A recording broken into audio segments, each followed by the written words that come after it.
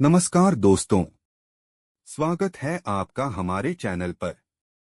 आज हम बात करने जा रहे हैं एक ऐसे नेता की जिन्होंने राजनीति में अपनी ईमानदार और सादगीपूर्ण छवि से पहचान बनाई है।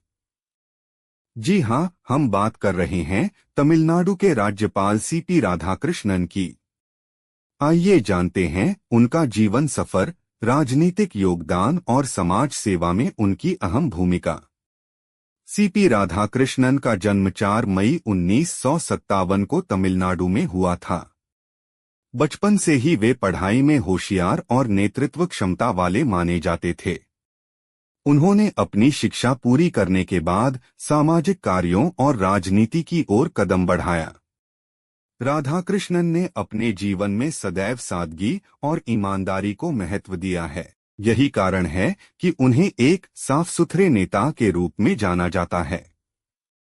राधाकृष्णन भारतीय जनता पार्टी बीजेपी के वरिष्ठ नेता रहे हैं। उन्होंने 1998 और 1999 के लोकसभा चुनाव में कोयंबटूर सीट से जीत हासिल की और संसद पहुंचे। संसद में उन्होंने कई अहम मुद्दों पर जोरदार तरीके से अपनी बात रखी।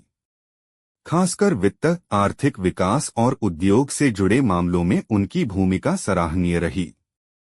सांसद रहते हुए उन्होंने जनता की समस्याओं को सीधे संसद में उठाया और उनके समाधान के लिए काम किया। उनकी साफ छवि और मजबूत नेतृत्व के कारण उन्हें भाजपा के केंद्रीय नेतृत्व का भी भरोसा हासिल रहा। सीपी राधाकृष्णन केवल एक राजनेता ही नहीं, बल्कि एक समाजसेवी भी हैं। शिक्षा को लेकर उन्होंने कई पहल की और गरीब बच्चों की मदद के लिए अभियान चलाए। ग्रामीण विकास और गरीब वर्ग को सशक्त बनाने में उन्होंने अहम योगदान दिया। आपदा के समय भी राधाकृष्णन ने सक्रिय भूमिका निभाई। उदाहरण के लिए कोयंबटूर बम धमाकों के बाद उन्होंने राहत और पुनर्वास कार्यों में हिस्सा लिया और लोगों को भरोसा दिलाया कि राजनीति केवल सत्ता पाने के लिए नहीं, बल्कि समाज की सेवा के लिए भी होती है। जुलाई 2023 में राष्ट्रपति ने उन्हें तमिलनाडु का राज्यपाल नियुक्त किया। राज्यपाल का पदभार संभालने के बाद से वे लगातार राज्य की जनता और केंद्र सरकार के बीच एक मजबूत कड़ी की तरह कार्य कर रहे हैं।